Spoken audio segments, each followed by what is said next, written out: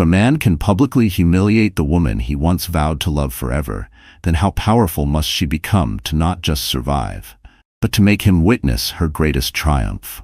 Friday nights in New York City have a pulse all their own, a kind of electric hum that runs through every glowing window, every cab, every whispered conversation behind closed doors. But inside the gold-lit walls of Amaretto, the city's most exclusive restaurant, that hum was about to explode into something unforgettable. Amaretto was the sort of place where billionaires could disappear, where the ultra-rich went not just to eat, but to be seen, to show off, to make a statement. Everything inside glittered, from the hand-blown glass chandeliers to the silverware, polished until you could see your own reflection. Tonight, the place buzzed with a special energy. Word had gotten out. Lincoln Davis, one of Manhattan's youngest and boldest tech tycoons, was celebrating a massive business win. His face had been splashed across business magazines for years, his company the kind of overnight success that had people whispering genius and lucky bastard in the same breath. But tonight, Lincoln wasn't with his wife. He was seated at the best table, right under the biggest chandelier, his arm draped around Ruth, a woman who practically glowed with ambition and hunger, her eyes scanning the room for anyone watching. Lincoln laughed louder than he needed to. He ordered a third bottle of Dom Perignon, ignoring the price and the whispers from neighboring tables.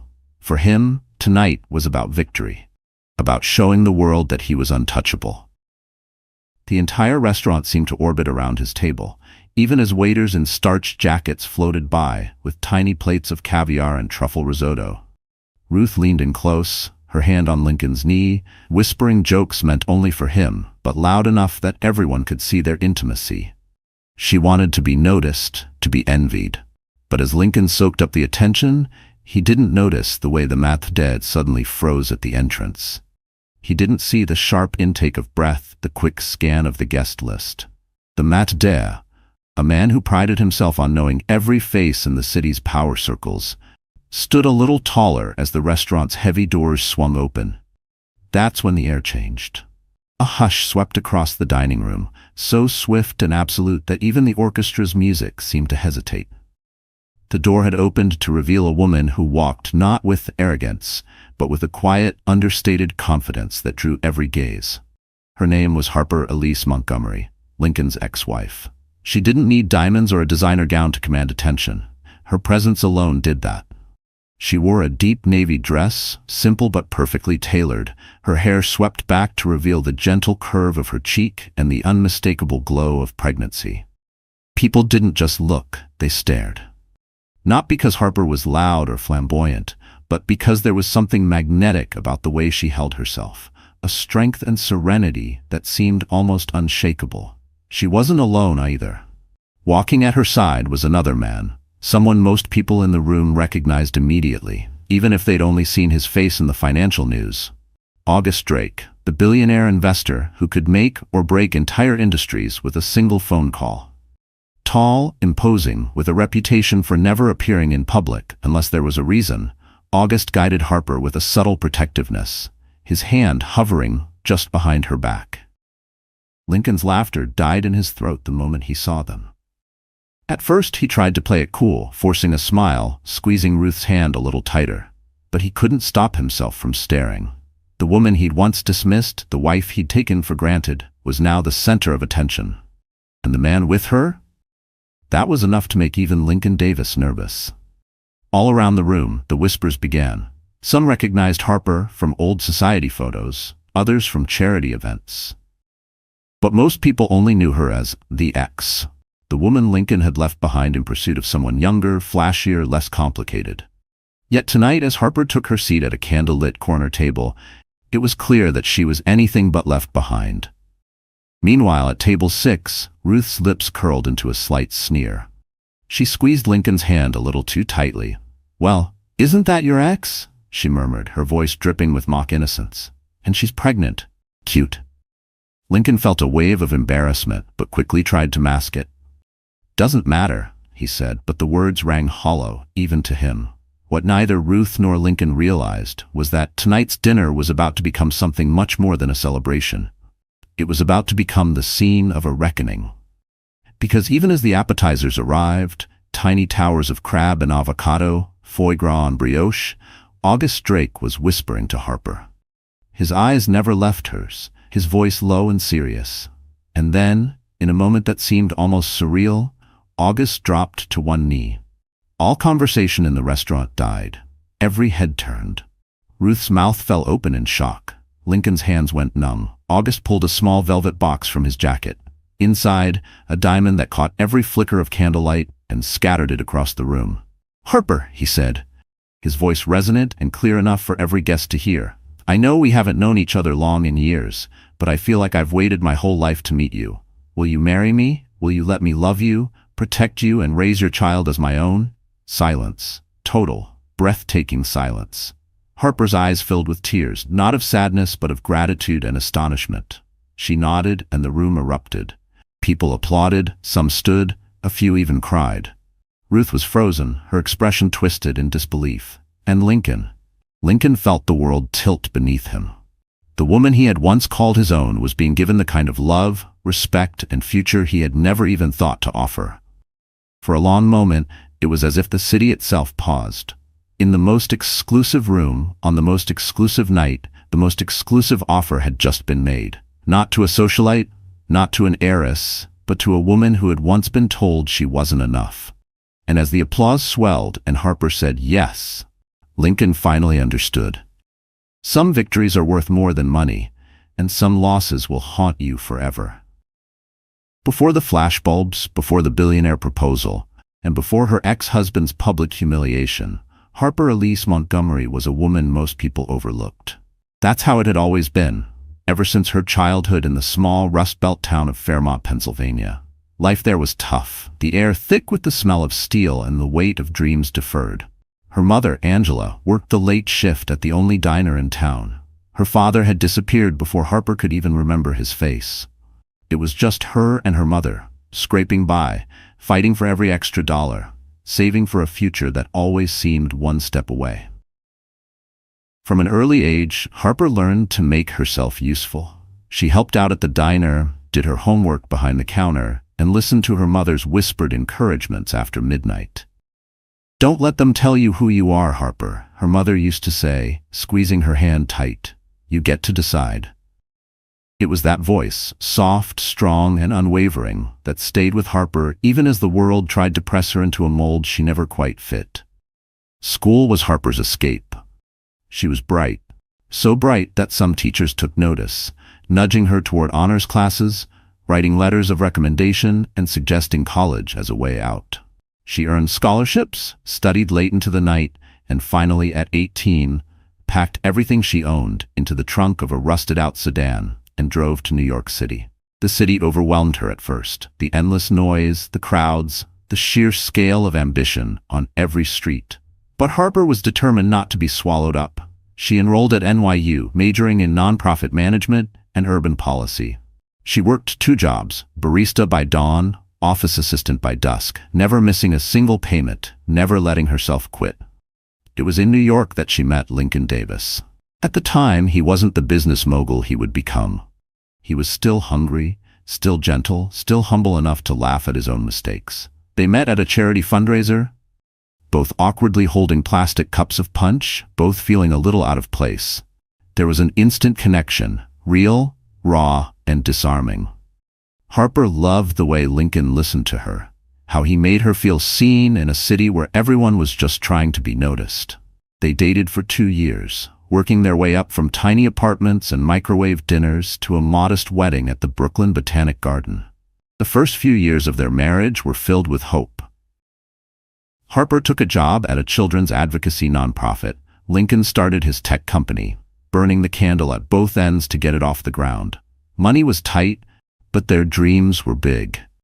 When Lincoln's company finally took off, the world changed overnight. Suddenly, they had money, more than either of them could have imagined. They moved into a high-rise apartment with floor-to-ceiling windows, took vacations in places Harper had only read about, and were invited to events she'd never dared to dream of attending. But with every dollar, every accolade, something between them began to crack. Lincoln started staying later at the office, attending endless networking events. He began speaking in numbers, in deals, in ambition. He hired a stylist, a personal trainer, started coming home with expensive watches, new cologne. Harper tried to keep up, tried to mold herself into the kind of wife the city expected. She went to galas and charity events, wore designer dresses borrowed from stylists, forced herself to smile for cameras. But the more she tried to fit in, the more invisible she felt. Their fights started small, about missed dinners, about Lincoln's late nights, about the sense that he was slipping away. Lincoln would brush off her concerns. "This is how it is at the top," he'd say. "We have everything, Harper. Why can't you just be happy?" But Harper knew money couldn't buy peace. She began to feel like a supporting actress in her own marriage, there to decorate the life Lincoln was building, never to shape it herself. The final blow came in the most humiliating way possible. Harper discovered the truth, not through confession, but through whispers and rumors, then undeniable evidence. Lincoln's affair with Ruth was not only real, but it was being paraded around the city's social circles. What hurt most wasn't the cheating, but the ease with which Lincoln let her go. One night, he came home late, the scent of Ruth's perfume lingering on his suit. He didn't even try to hide it. He simply told Harper it was over, that he needed someone who matched his ambition, and that she'd always be too sensitive for his world. That night, Harper packed her things and left the penthouse with nothing but her pride and a single suitcase. She moved into a small apartment in Brooklyn, lived off her savings, and tried to piece her life back together. The tabloids wrote about her as the discarded wife, speculating on her next move, some even mocking her for her plain looks and lack of sophistication. She blocked out the noise, focusing on herself and the tiny new life growing inside her. A baby she'd discovered only days after Lincoln threw her out. Motherhood changed everything. Harper poured herself into her work, volunteering at community centers, eventually landing a consulting job at a nonprofit venture capital fund. She built her own support network, drawing close to people who valued her for her kindness, her intelligence, and her tenacity. She never let Lincoln's betrayal define her. Instead, she let it refine her, pushing her to become stronger, braver, and more independent than ever before. When August Drake, a legend in the world of finance, but also a deeply private, deeply principled man, approached her to lead a new initiative for women entrepreneurs, she said yes, not just for the paycheck, but because she wanted to prove to herself that she could stand on her own. August saw something in Harper that most people missed: resilience, vision, empathy. He admired her work, then her heart, and before long, their connection deepened. By the time of the fateful dinner at Amaretto, Harper was no longer the woman Lincoln had once left behind. She was a mother-to-be, a rising leader in her field, and a woman whose scars had turned to armor. She didn't need to prove anything to anyone, not even herself. She had survived heartbreak, humiliation, and loss. She had chosen to love again, and most importantly, she had chosen herself. So when August knelt at her side in the middle of the restaurant, offering her not just a ring, but a new beginning, Harper accepted, not as a victim, but as a survivor. The world saw her finally, not as the ex, but as the woman who had the last, best laugh. Amaretto wasn't just a restaurant. It was an institution, an unspoken citadel of the Manhattan elite. You couldn't just make a reservation. You had to be someone. You had to have a story. Every detail was engineered to dazzle and intimidate, from the moment you stepped out of your black car onto the velvet carpet until you left, slightly dazed from the dizzying cocktails and the sharper-edged conversation. For the select few who entered Amaretto's double doors, it was never just about food. It was about being seen. It was about staking your claim to a world that chewed up the weak and spat them onto the sidewalk. The entryway itself was a statement. Gleaming onyx floors, so polished they were almost a mirror, stretched out beneath feet clad in only the finest Italian leather. Massive gold leaf columns lined the hall, leading guests toward a forest of white tablecloths and candlelight. The maitre d', Felix, was legendary. A man who remembered your favorite drink, your ex's new lover, and the fact that you hated being seated near the kitchen. His raised eyebrow could ruin your evening. His subtle nod could make you a star. Tonight, Felix wore his most inscrutable poker face, but even he was watching the unfolding drama with interest. The lighting at Amaretto was soft and flattering, designed to erase a decade of stress lines from the city's most powerful faces. Every table was a private island, draped in imported Irish linen, each set with crystal and fine-bone china that gleamed under the low chandeliers.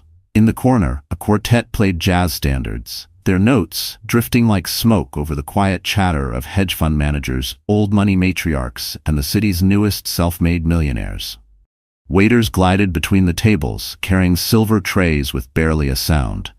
But tonight, beneath the surface glamour, an undercurrent of anticipation rippled through the room.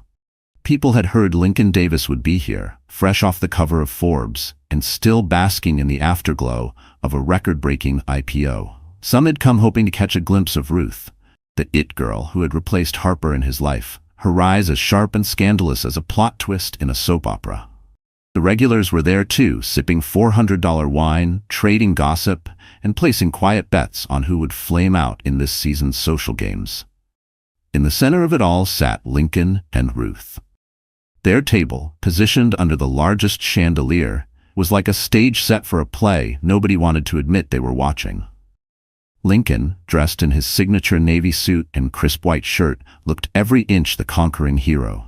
He laughed loudly, greeted guests as they passed, and ordered bottle after bottle of champagne. Ruth, perched beside him in a scarlet dress that seemed almost engineered for envy, played her part to perfection. Her laugh was just a touch too bright, her hand just a shade too possessive as it rested on Lincoln's arm.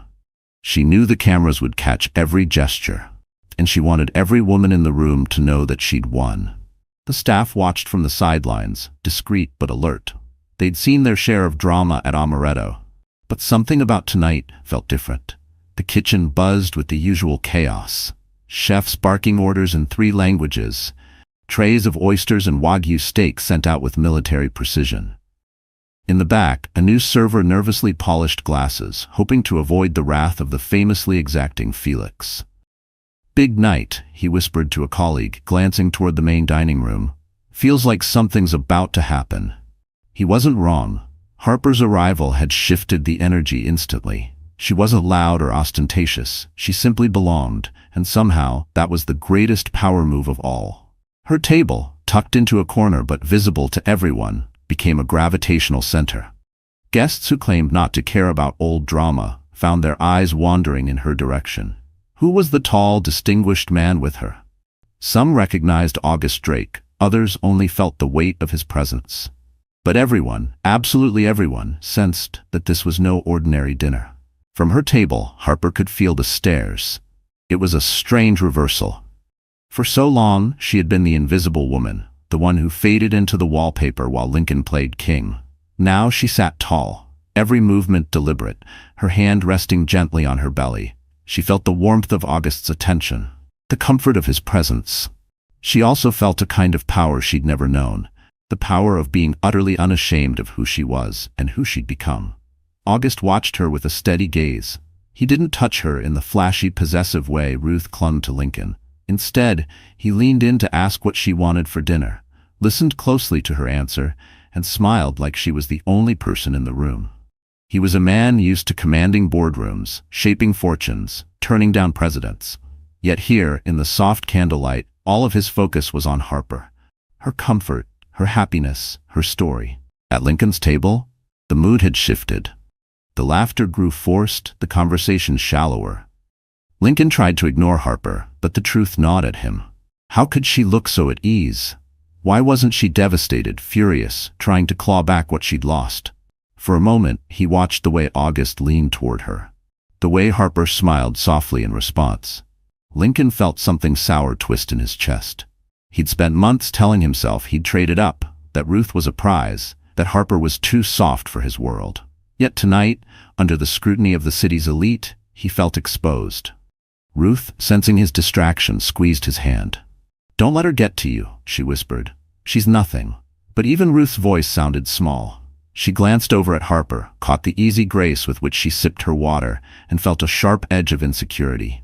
For all her confidence, Ruth couldn't help but wonder, had Lincoln really moved on, or was he just pretending? Around the room, the atmosphere thickened. A group of venture capitalists paused their conversation, watching Harper and August with open curiosity. An actress whispered to her producer, "Isn't that Lincoln's ex? She looks amazing." Waiters exchanged glances as they refilled glasses. Even Felix, unflappable as ever, lingered a little longer by Harper's table, offering a rare smile. The night stretched on. Courses arrived: lobster ravioli, truffle risotto, rare steaks paired with rare wines.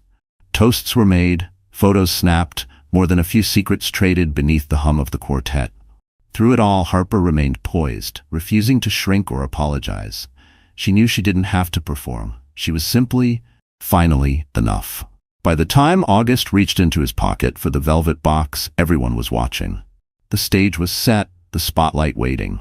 And Amaretto, for all its glitter and spectacle, had never seen a show quite like this. Lincoln Davis was the kind of man who didn't just want to win, he needed everyone to see him winning.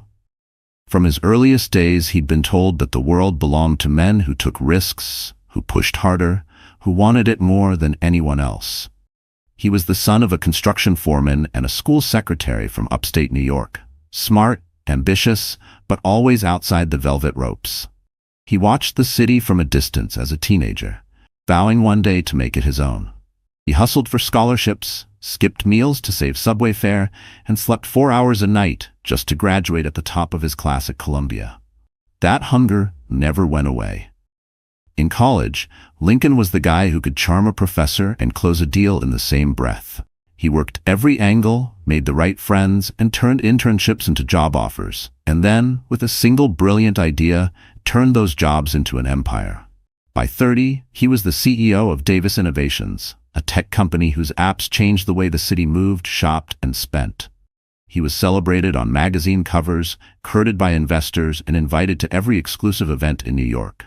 But with every rung he climbed, something shifted inside him. He started believing his own hype. He told himself he was special, unstoppable, deserving of more, always more. He hired image consultants, personal trainers, and a publicist who made sure no one ever saw him sweat.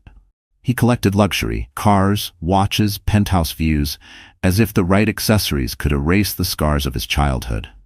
He married Harper because she was steady, loyal, and saw the good in him when he barely saw it in himself. But as the money came in, Lincoln wanted more than loyalty. He wanted adoration. Lincoln's world was ruled by image. He cultivated his public persona like a prized garden, always manicured, never a leaf out of place. But private Lincoln was different. In the boardroom, he was feared for his quick mind and quicker temper. He demanded absolute loyalty, rewarded ruthlessly, and fired people for a single misstep. At home, his intensity curdled into impatience. He wanted things his way. Dinners ready, smiles unwavering, no questions asked. He'd learned that power was fragile, and he guarded it with suspicion. He checked Harper's phone. He tracked his employees' social media. He hated being surprised. As his company exploded in value, so did his ego. Lincoln's friends, what few he kept, noticed the change. He stopped returning calls. He missed birthdays and anniversaries. He began speaking in press release language, describing even private moments as on brand. He justified it all as necessary. "You think Elon Musk ever takes a day off?" he'd say when Harper asked for a weekend away. "If you want the life, you live with the sacrifices." He convinced himself Harper was holding him back. She still shopped at local boutiques instead of designer showrooms, still called her mom every Sunday, still volunteered at soup kitchens. Lincoln saw her humility as weakness, a liability for a man with ambitions like his. He wanted a partner who'd dazzle in front of cameras, who could trade quips with CEOs and models. So when Ruth appeared, a woman who glowed in the spotlight and loved to be seen, Lincoln was seduced by her confidence. Ruth made him feel younger, sharper, more alive. The affair began as a thrill, a secret victory. Ruth was 28, brilliant, unapologetic, the marketing director at a rival firm. She'd grown up in LA, survived on her own since 16, and treated every room like it was already hers. She saw Lincoln not just as a lover, but as a career move, a man to conquer. They met in luxury hotel bars, on business trips to Paris and Tokyo, in penthouse suites with city views. At first, Lincoln kept Harper and Ruth on separate tracks. But the more he had Ruth, the more he resented Harper. It wasn't enough to win. He needed Harper to know she'd lost. When Lincoln finally ended things with Harper, he was cold, even cruel. He told himself he was being honest, that he was doing her a favor. He never expected her to fight back, to challenge him. He assumed she'd retreat, that she'd fade into the background like so many others he'd stepped over. For Lincoln, winning wasn't just about what you gained, it was about what you made others lose. But Lincoln underestimated Harper's resilience, and the city never truly forgets a public betrayal. Even as Ruth slid into Harper's place, something shifted. The press began to circle, reporters sniffing for cracks in Lincoln's golden boy image. Old friends distanced themselves. Investors started asking tougher questions. Harper's absence wasn't just personal, it became a problem for Lincoln's brand. The devoted husband persona was gone, replaced by whispers of scandal. At first, Lincoln ignored it. He doubled down on business, threw bigger parties, bought louder toys, but the harder he tried to outrun the fallout, the more it followed him. Ruth was demanding. Her ambitions didn't stop with being his girlfriend. She wanted more, always more. A ring, a stake in his company, a seat at the table. And when Lincoln hesitated, she reminded him of how quickly fortunes can change in this city. "Don't forget who really made you, baby," she'd whisper, a knife wrapped in velvet. The night at Amaretto was supposed to be a victory lap, a way for Lincoln to show the world he was still on top, still the man everyone wanted to be. But as soon as Harper walked in with August Drake, Lincoln felt his world tilt. He couldn't look away, couldn't enjoy Ruth's laughter or the congratulations from other guests. He saw Harper's confidence, the way people gravitated toward her, and it gnawed at him. He drank too much, said too little, and for the first time in years felt truly out of control. Ruth noticed, and the tension between them sharpened. "She's just trying to make you jealous," Ruth hissed. "Don't let her win." But Lincoln knew it was deeper than that. For the first time he wondered if maybe, just maybe, he hadn't won at all. As the room buzzed and August reached for the ring, Lincoln's hands trembled. For years he'd believed he was the star of the show, the master of every room he entered. But now, under the unflinching lights of Amaretto and the eyes of everyone who mattered, Lincoln realized the truth. Power could be fleeting, love could be lost, and sometimes your greatest enemy was the ghost of the person you used to be.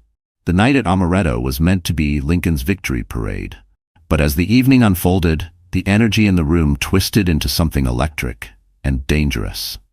By the time dessert was served, every guest in the restaurant could sense that something extraordinary was about to happen. The anticipation was thick as the signature dessert, a chocolate sphere melting under a cascade of flaming cognac, arrived at each table. Even the quartet seemed to play softer, as if their music didn't want to miss a word of what was coming. Lincoln's table, so vibrant an hour before, now buzzed with a quiet, almost nervous tension. Ruth picked at her dessert, eyes darting toward Harper's table, while Lincoln sat stiff, swirling the remnants of his brandy, but barely tasting it. His laughter had dried up, replaced by tight smiles and distracted nods. The people around them, other tech founders, socialites, editors, and even a minor celebrity or two, could sense the shift. The spotlight was no longer on Lincoln. It was following Harper. Across the room, Harper looked almost serene, her posture relaxed, her laughter light as August Drake leaned close to whisper something in her ear. The billionaire had a way of commanding attention without trying, and tonight the world's eyes seemed to rest on him and her. For so long, Harper had felt invisible at events like this, just another accessory on Lincoln's arm. Tonight she was her own sun, radiating a quiet, irresistible strength. The first hint of public spectacle came not from Lincoln, but from Ruth. Maybe it was the champagne, maybe it was months of living in Harper's shadow, maybe it was the realization that even with Lincoln on her arm, she hadn't won. Whatever the reason, Ruth decided to strike. She stood abruptly, her red dress catching the candlelight, and glided toward Harper's table with a forced, dazzling smile that didn't reach her eyes. "Harper!" What a surprise! Ruth's voice rang a bit too loudly, ensuring everyone nearby could hear. "I have to say you look radiant. Pregnancy suits you, I suppose." The room stilled. Some diners pretended not to listen, but their forks hovered midair. Harper, never one to rise to a bait, smiled back calmly. "Thank you, Ruth. I hope you're enjoying your evening." "Oh, I am," Ruth replied, her eyes flickering to August. "Looks like you found yourself a nice upgrade." August didn't flinch. In fact, he smiled. One of those slow, intimidating billionaire smiles. "It's funny you say that, Ruth. I was just telling Harper she's the real reason I came out tonight. I don't normally attend these things, but for her, I'd clear my entire calendar." Ruth, stung, tried to laugh it off, but her voice was brittle. "Isn't it odd, though, Lincoln?" she called over her shoulder, waving to him.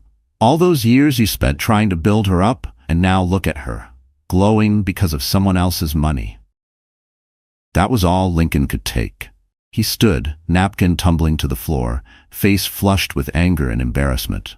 "That's enough, Ruth," he said, but his voice didn't have its usual authority. Instead of supporting him, the crowd seemed almost amused. A few phones even rose discreetly, recording what was quickly turning into a scene. The staff exchanged wary looks. Scandal was bad for business, but tonight, even Felix, the maitre d', wasn't sure who was in charge. Harper looked at Lincoln, really looked at him, as if seeing him for the first time in years. She didn't see the man she'd once loved, or even the one who'd betrayed her. She saw a man terrified of losing everything, desperate for approval, grasping at control. She could almost pity him. August, seeing the moment, gently stood beside Harper. "Is there a problem, Lincoln?" he asked, calm but commanding. "Because from where I'm standing, it seems like you should be congratulating Harper. She's about to have a baby, and tonight, she's about to have a whole new future." Suddenly, the room went quieter. People realized this wasn't just gossip. Something monumental was about to happen.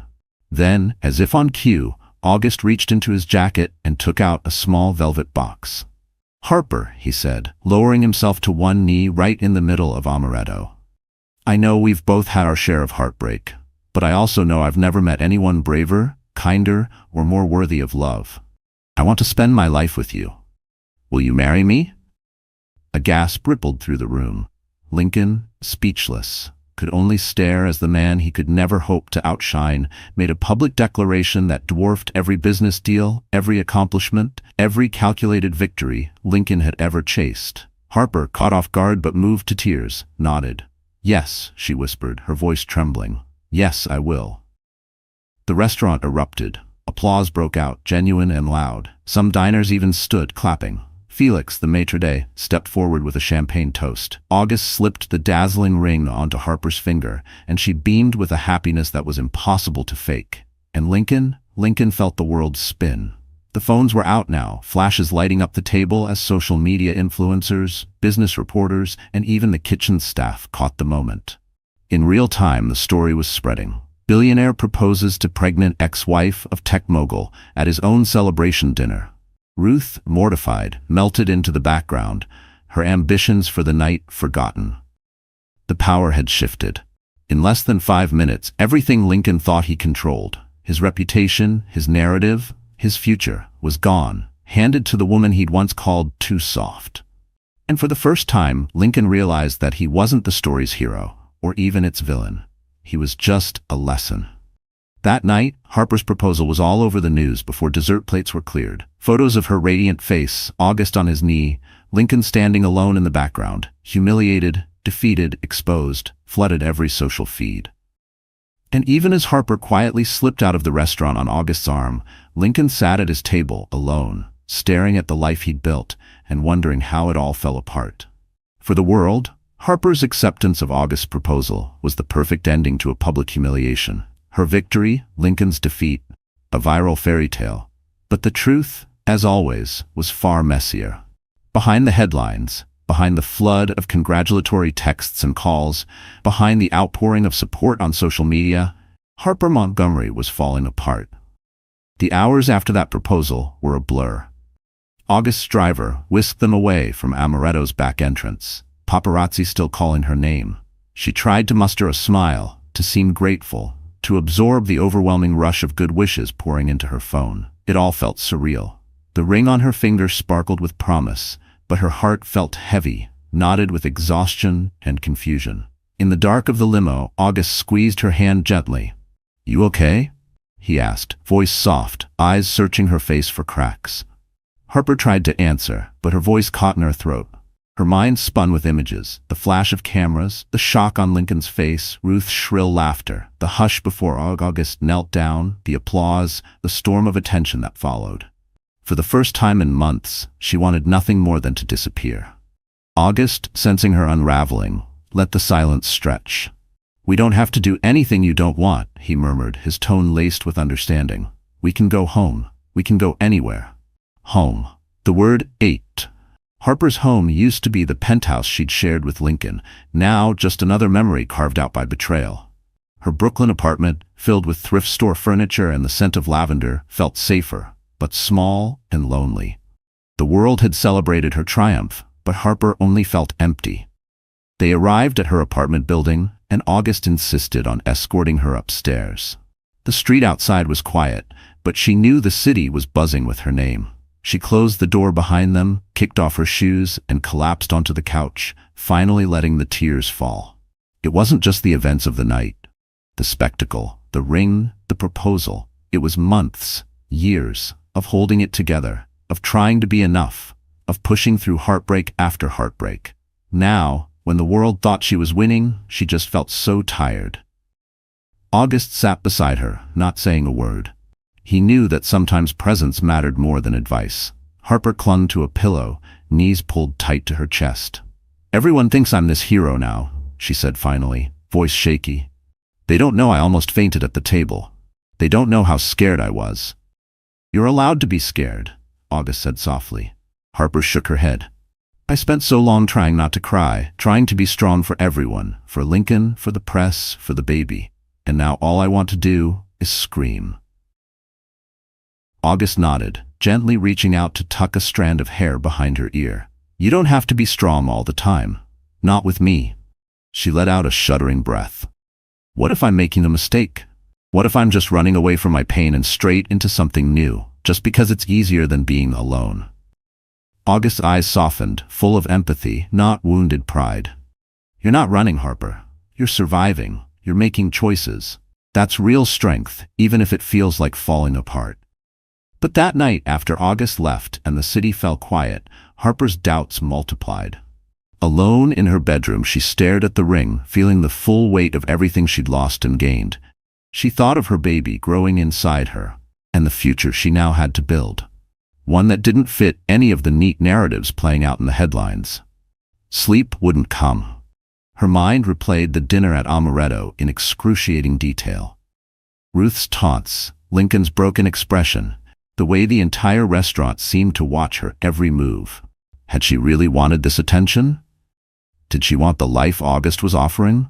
Or was she just desperate for something to fill the void Lincoln had left? These questions clawed at her, keeping her awake as the city buzzed outside. The next morning, she woke with swollen eyes and a pounding headache. The world hadn't paused for her pain. Reporters camped outside her building. Social media trended with her name. Harper wins, from housewife to billionaire bride. But nobody saw the mess behind the headlines. Her phone overflowed with messages. Old friends, distant family, journalists, even strangers sharing their own stories of heartbreak and rebirth. She read a few, then tossed the phone aside. The baby kicked, as if reminding her of what mattered. Harper pressed a hand to her belly and let herself cry again, softer, quieter this time. The tears were different now. Less about Lincoln, more about the fear of failing herself and her child. What if she wasn't strong enough for all of this? What if she let August down? What if she let her baby down? The anxieties spiraled. She skipped breakfast, unable to keep food down, pacing her small living room until her feet ached. A call from her mother's number went unanswered. When August texted to check in, she waited hours before replying with a simple, "I'm okay." She wasn't. She was lost. By the afternoon, Harper reached her breaking point. She stood in front of her bathroom mirror, barely recognizing her own reflection. Gone was the woman in the perfect dress, beaming at the restaurant. In her place was someone raw and real. Eyes red, hair tangled, shoulders slumped under invisible weights. She splashed cold water on her face, gripping the edges of the sink. "You have to get it together," she whispered to herself, voice trembling. "For the baby. For you." But she couldn't do it alone. And that realization, that even the strongest women need help, was the first crack of hope breaking through the wall of despair. Harper called her therapist, booking an emergency session. She texted her mother back, asking her to come over. She told August she needed time, not to end things, but to understand herself before she could share her life with anyone else. That night, surrounded by takeout containers and the quiet hum of city lights, Harper let herself grieve, not just Lincoln, but the life she'd dreamed of, the woman she'd tried so hard to be. She cried for the girl who had loved with her whole heart, for the wife who wasn't enough, for the mother-to-be who was still afraid. Only then, as the tears faded, did she feel a spark of something new, something that might just be the beginning of her real comeback. For days after the infamous amaretto dinner, the world spun with stories of Harper. The heartbroken wife turned billionaire's fiancée, the ordinary girl who'd landed on her feet. She was everywhere. Morning news shows, social media feeds, gossip columns. To most people, her rise looked like a stroke of impossible luck. But what nobody knew, not the reporters, not the curious neighbors, not even Lincoln, was that Harper's greatest strength was still hidden. It began with a letter, hand-delivered, slipped under her door early one morning as the city was still blinking itself awake. The envelope was heavy, the kind you feel before you see. Harper opened it slowly, expecting more press requests or a generic congratulations.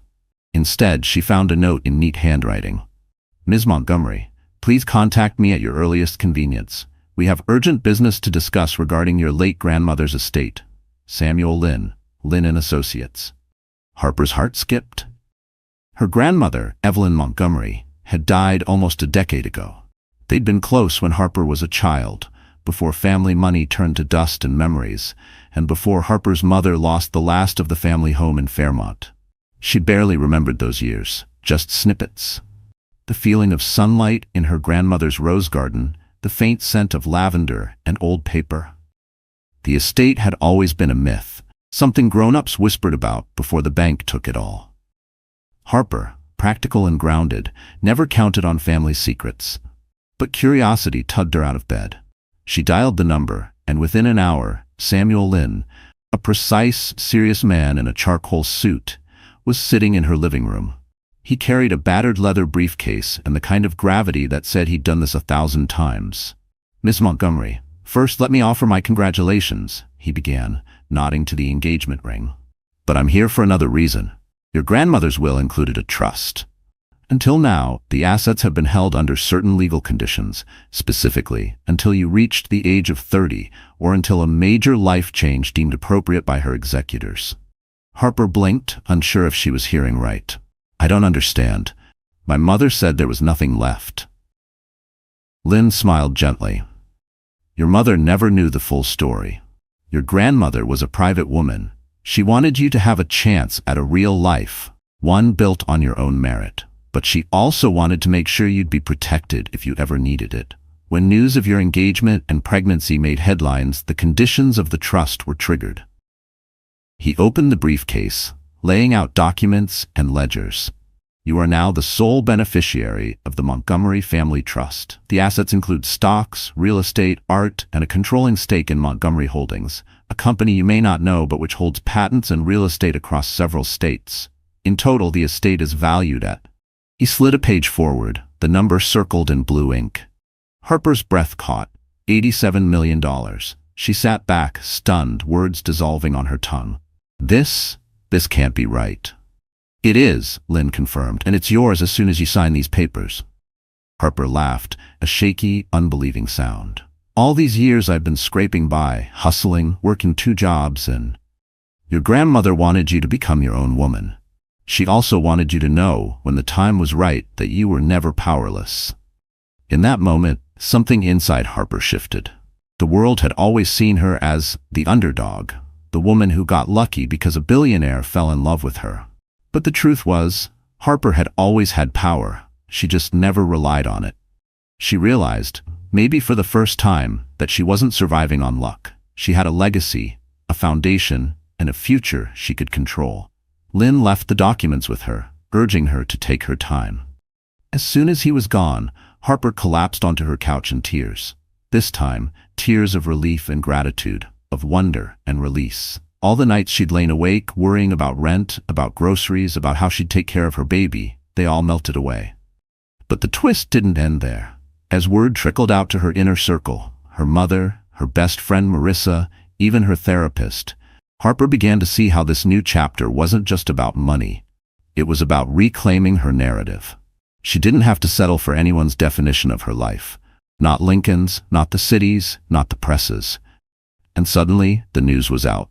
Not because Harper bragged, but because the business world started connecting the dots. Montgomery Holdings appoints new CEO, Harper Montgomery. Heir to forgotten fortune breaks silence. Old colleagues reached out, shocked. So did reporters, this time asking about her vision, her plans. No one could dismiss her as just a billionaire's fiancée or a tabloid headline anymore. August, too, was floored when he heard the news. When he came to visit her that night, she met him at the door, not with tears, but with a smile.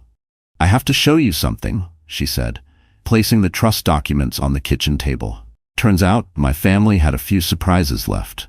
August read through the papers, his eyes widening. "Harper, this changes everything." She shook her head. "Not everything. I'm still me.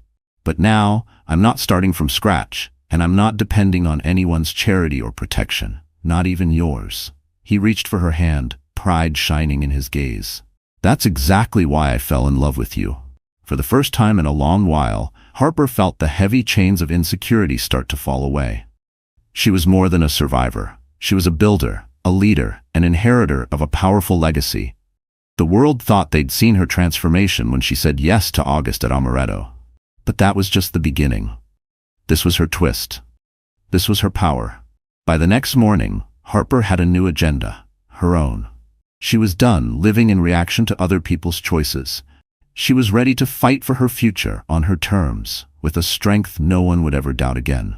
The twist had been set in motion, but what Harper did next shocked even those who thought they knew her best. The revelation of her inheritance, the trust, the company, it all could have been just another story of a woman lucky enough to be born into old money. But Harper wasn't interested in living anyone else's narrative. She'd spent enough of her life shrinking herself, apologizing for her ambition, letting others shape her future. Now, for the first time, she was ready to own every part of her life, her motherhood, her heartbreak, and her future. It started with a makeover, but not the superficial kind. Yes, there was the stylist, a woman named Dominique, who Harper found through her nonprofit work. Dominique had dressed senators and CEOs, but she listened to Harper with a humility that made her different. "We're not making you someone else," Dominique said, measuring Harper's shoulders for a new blazer. "We're showing the world the Harper you've always been, the Harper you've hidden."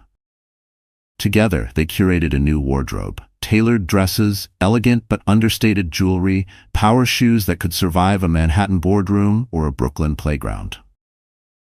But the real transformation began inside. Harper booked sessions with her therapist, not to erase the scars of the past, but to honor them. She asked herself hard questions about love, self-worth, and what she wanted for her child. She allowed herself to rest for the first time in years, sleeping in on rainy mornings, eating breakfast without checking her phone, breathing deeply with her hands on her belly as her baby rolled and kicked in comfort. Harper's friends and family rallied around her. Marissa, her oldest friend, came over to celebrate with bagels and flowers, laughing and crying over the wild turns of fate. Harper's mother, Angela, showed up with childhood photo albums and a box of old love letters from Harper's grandmother. "You're not just carrying your baby, honey," Angela told her, squeezing her hand. "You're carrying every strong woman who came before you. Don't ever forget that." The media attention shifted too. At first, the press hounded her for sound bites about August and Lincoln. But when news of her role at Montgomery Holdings broke, the headlines changed. Suddenly, Harper was the mystery heiress, the next boardroom powerhouse, the single mother redefining what it means to have it all. She gave exactly 2 interviews, one for a women's business magazine, one for a nonprofit podcast, speaking not about scandal, but about her mission to invest in other women-led startups, to use her influence for something greater than revenge. Public perception swung sharply in her favor. Even her former critics admitted her poise and candor were refreshing. At events, she walked with her head high, not as someone's ex, not as someone's fiancée, but as her own woman. She began accepting invitations to galas and business conferences, not to be seen, but to build her network, her legacy. In one memorable appearance, she took the stage at a leadership summit, addressing an audience of young women who hung on her every word. "My story isn't a fairy tale," Harper told them. "I'm not a princess who was rescued. I'm a woman who rescued herself, who learned that pain doesn't have to define you unless you let it. Power isn't about money or revenge. It's about standing up, even when it feels impossible, and deciding what kind of life you want to live." Meanwhile, Lincoln watched her transformation from afar, and it ate at him. He tried to move on, threw himself into work, posted photos of him and Ruth in tropical locations, bought a new sports car. But the city's attention had shifted. Business partners who used to call him first now reached out to Harper for her opinion.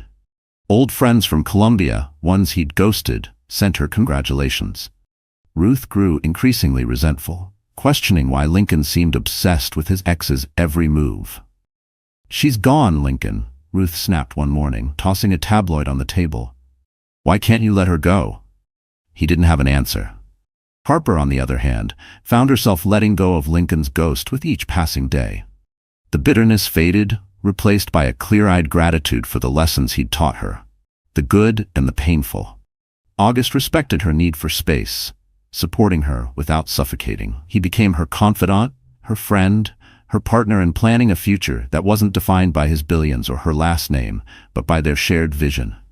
And then came the physical glow-up, the one the world couldn't ignore. Harper's pregnancy only made her more radiant, her skin glowing, her smile softer but stronger.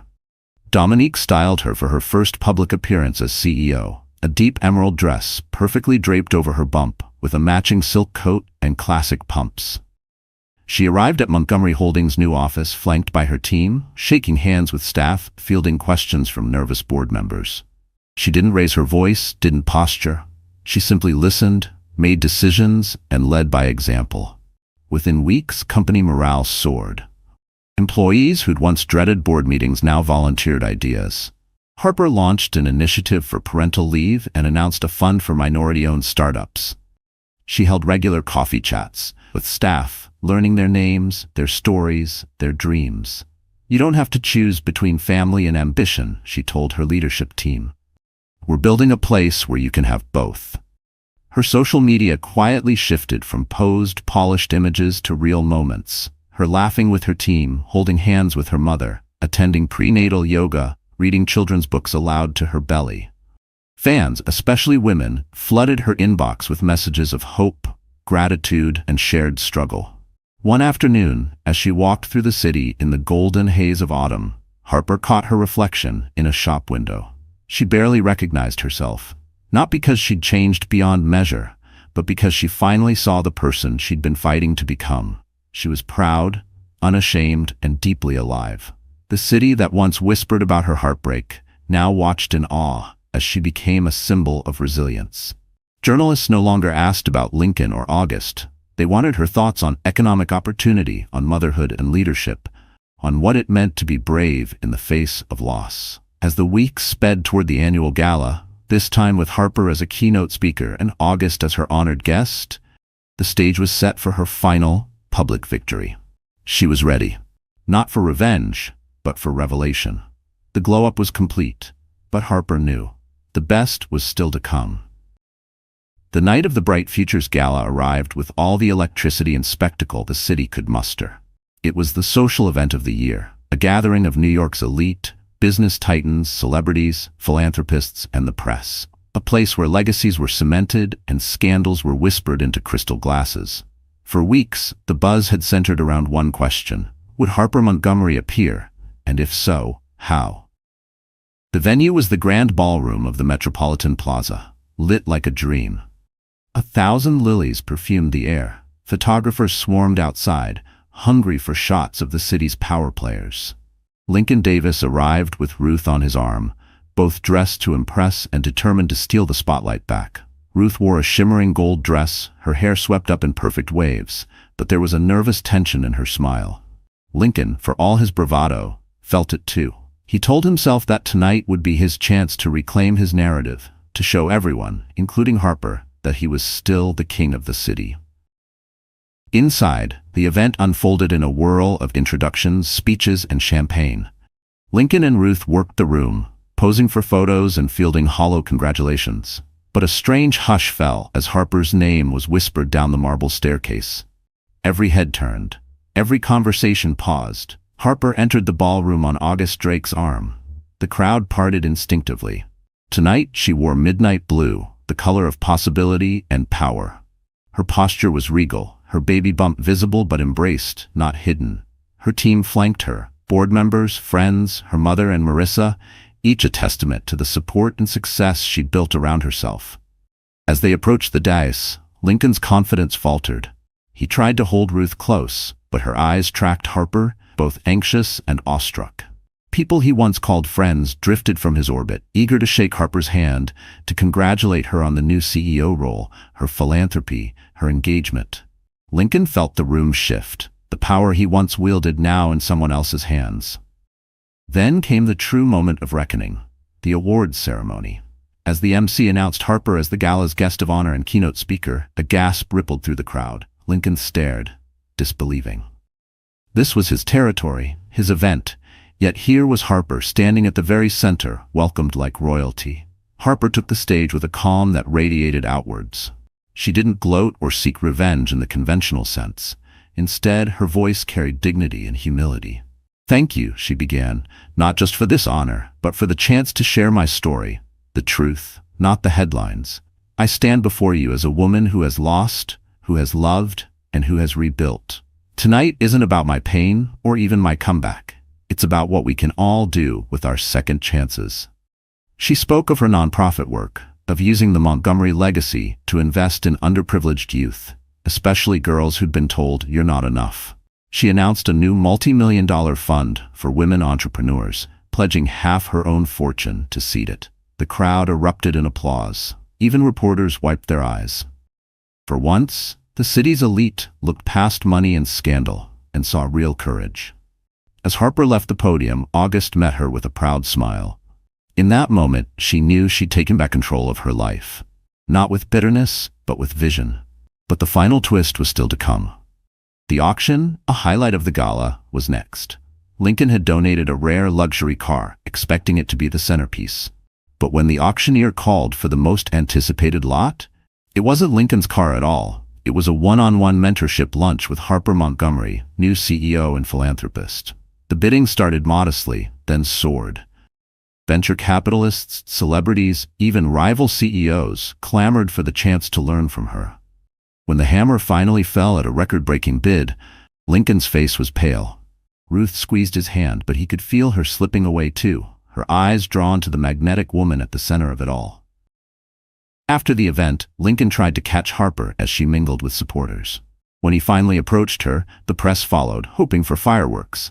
"Harper," he said, voice low, "I just want to say, I'm sorry for everything." She turned to him, her gaze steady, her smile kind but unyielding. "Thank you, Lincoln. I hope you find what you're looking for." She didn't add more, didn't need to. Her forgiveness was not for his comfort, but for her own peace. Ruth, left beside Lincoln, stared after Harper. The envy in her eyes was mixed with reluctant admiration. She knew now that Harper's strength came not from any man's love, but from her own resilience. Ruth would remember that long after the gold of her dress faded. The night ended with reporters crowding Harper, not for gossip, but for wisdom. As she and August left the ballroom, her friends, her mother, and her new colleagues beside her, Harper felt the city's eyes on her, not as a victim or even as a survivor, but as a woman who had rewritten her own destiny. Lincoln, once the master of the room, stood in the shadow of the exit, learning the hardest lesson of all. The true measure of power isn't how many people you control, but how many you lift up when you finally stand tall. In that glittering ballroom, as the city's elite applauded Harper's grace, a new narrative was written. This wasn't a story of revenge, but of reclamation. As the lights dimmed on the Bright Futures Gala and the city settled back into its restless rhythm, Harper Montgomery's story lingered in the air, not as gossip or scandal, but as a beacon of hope. Her journey, marked by heartbreak, betrayal, and unimaginable transformation, was a powerful reminder that strength is not born from perfection, but forged through resilience. Harper's path was a testament to the truth that many women already knew deep in their bones.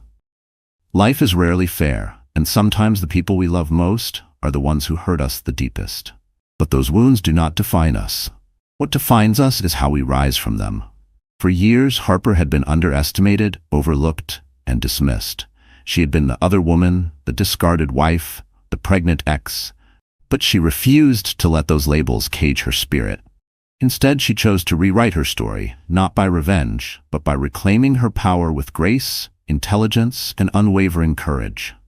Her message to every woman watching or listening is simple. You are not weak because you have fallen. You are not broken because you have been betrayed. You are powerful because you have the strength to stand back up, to rebuild, and to shine on your own terms. Harper's journey shows us that success is not just about money or titles. It's about finding your voice after it's been silenced, about building a life that honors your true self, and about lifting others as you rise. The generosity she showed in dedicating her fortune to empower other women is a call to action.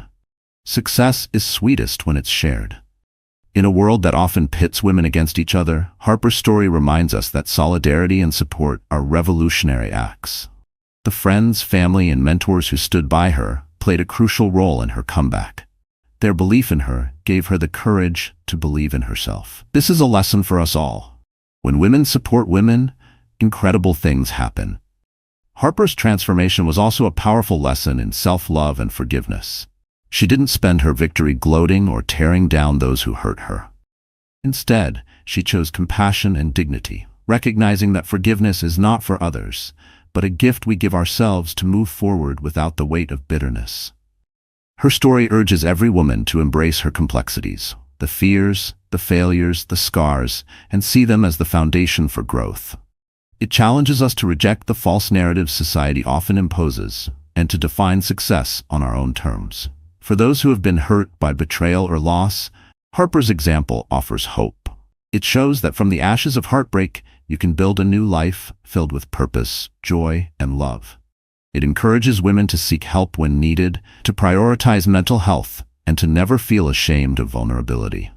Moreover, Harper's journey is a call to recognize the power of financial independence.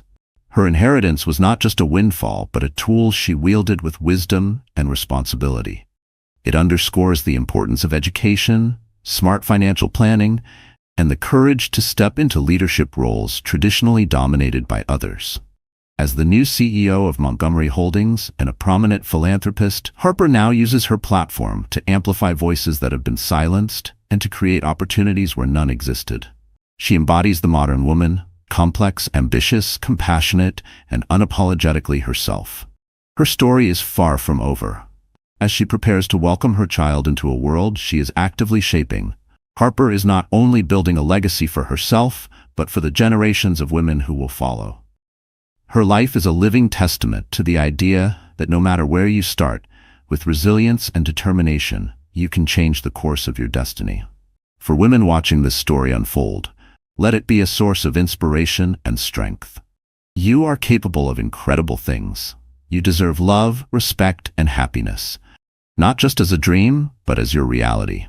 Don't be afraid to walk away from what no longer serves you, and don't be afraid to fight for the life you deserve.